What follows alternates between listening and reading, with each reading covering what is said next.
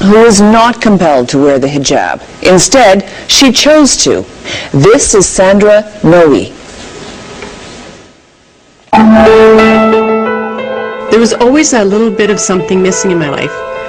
I guess I was seeking the meaning of it all, but in all the wrong places and in all the wrong ways. At the end of the Second World War, Europe is in ruins. My journey, I guess I could say, begins before I was even born.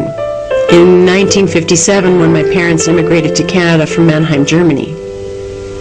My family is Jewish, and during the war they were in hiding. My paternal grandfather was captured and put into a camp, and my mother lost her father. Both my parents, Trudy and Carl, after the war were quite bitter and desperately wanted to start a new life in a new country.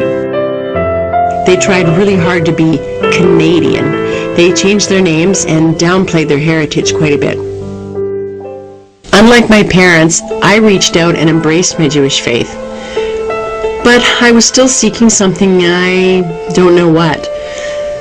And when my search was over, Sandra was gone, and in her place was Selma. Selma was the name I chose when I converted from Judaism to Islam. Selma was one of the Prophet's wives, and she was the nurturer. She was the one that looked after everybody.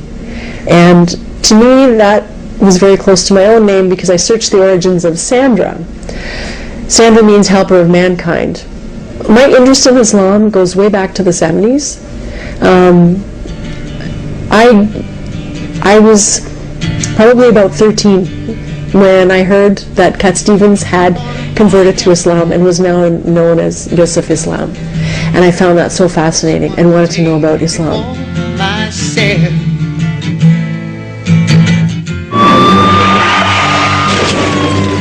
2001, I was hit by a drunk driver and had to learn to walk again. And as my car was flying through the air, I was totally awake, thinking, okay, is this how I'm going to die? At the time that the accident happened, I was in a position in my life where I really didn't know what I wanted to do with the rest of my life. I would say that the biggest turning point was my mother's illness with cancer and her death in 2005. And that really solidified my move towards Islam. I went to India in 2005, 2 weeks after my mother's death. It was the month of Ramadan when I got there.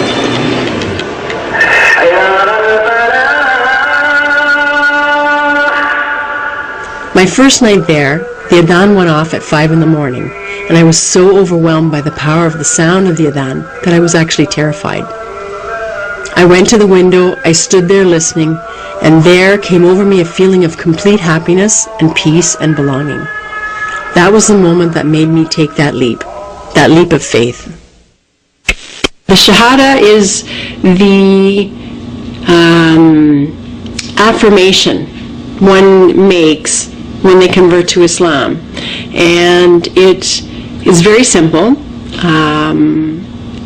It's just the affirmation that there is only one God and no other God. And that's what you believe in. As I understand, Sister Selma, you did some studies prior to this moment about Islam. And what always fascinated me were the similarities between Judaism and Islam. And I just found that the connection between the two was so very powerful. The beginning of your step towards Islam by declaring your faith and speaking the following two sentences, which is to bear witness that there is no God but Allah, and to bear witness that Muhammad is his messenger. Without any further delay, we will go ahead and ask Allah subhanahu wa ta'ala for his blessing in that blessed moment that we are witnessing, all of us. Allah, Allah, Allah. Ashhadu an la ilaha illa Allah wa ashhadu anna Muhammadan Rasulullah. I bear witness I bear witness that there is no God that there is no God but Allah, but Allah, and I bear witness and I bear witness that Muhammad that Muhammad is his messenger. is his messenger. Sallallahu alayhi wa sallam. Sallallahu alayhi wa sallam. Mubarak. Alhamdulillah. Takbir. Allahu Akbar. Alhamdulillah Rabbil Alameen. It was really awkward having to tell my friends and my family. I mean, there's no way of saying that I had moved away from Judaism to become a Muslim. Alhamdulillah Rabbil Alameen. When I started to wear hijab, apart from being terribly nervous for the first 4 weeks, was how much better I became at thinking about my words and thinking about my reactions to others. I'm constantly amazed at how people react to the veil. I just don't get what the big deal is. I guess the problem is that people in North America perceive a veiled woman as oppressed and subservient. Maybe in some countries or in some regimes that might be true, but not here in Canada. Here we have the freedom to choose, and I chose to do this. What they don't understand is that it is a requirement for women to veil, to cover themselves. It says so in the Quran. I really like wearing this one, and I'm so glad that I've gotten better at putting this on. You know,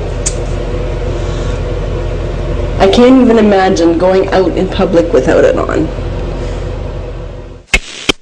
So tomorrow, I'm going to wear my hijab to work for the first time.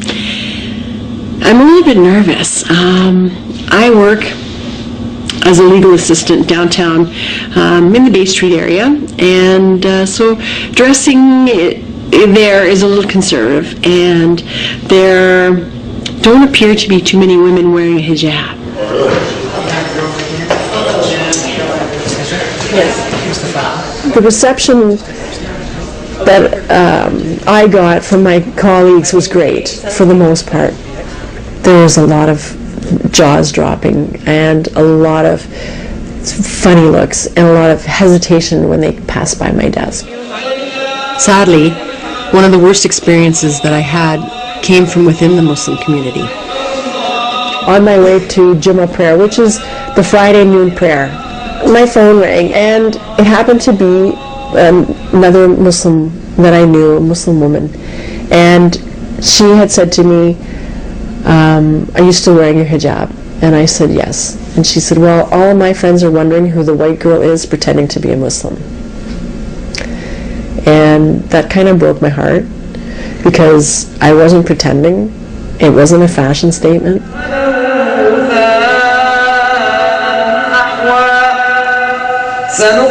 People always assume that because I'm North American and I am a convert to Islam, that I'm making a political statement. And I think it's more about making a statement of who I am in life. I'm a Muslim.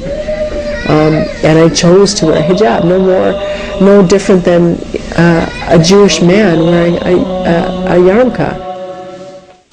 One of the myths that people have is where they see a North American woman who has converted to Islam. They automatically assume if she's married, she must have done it for her husband, because that's the only way to do it. And, wonderfully enough, it's not. Walnuts? Yeah. Or the dates? I was a Muslim woman wearing the veil much before I met my partner.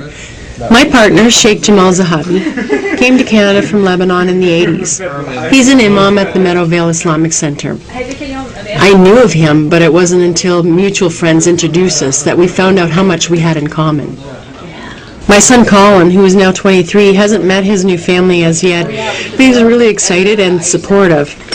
Initially, he wasn't so sure about it, probably because it was a lot to deal with at the time, but he's okay now. Growing up, we moved around a lot, and most of my memories were from growing up on a farm. We were quite isolated and only had each other for company. My teen years were very challenging. It's not that I was just rebellious, I was just unhappy. I couldn't stand being at home, so at 17, I left. My father hasn't seen me with a hijab, and my father hasn't met my husband yet. So we are going as a family, and I'm a little bit nervous. I'm not sure what my dad's going to say. I'm not sure how he's going to react. What do you think? Do you think he's nervous? At the time of the discovery of my mother's illness, my father and I were not close. We never really had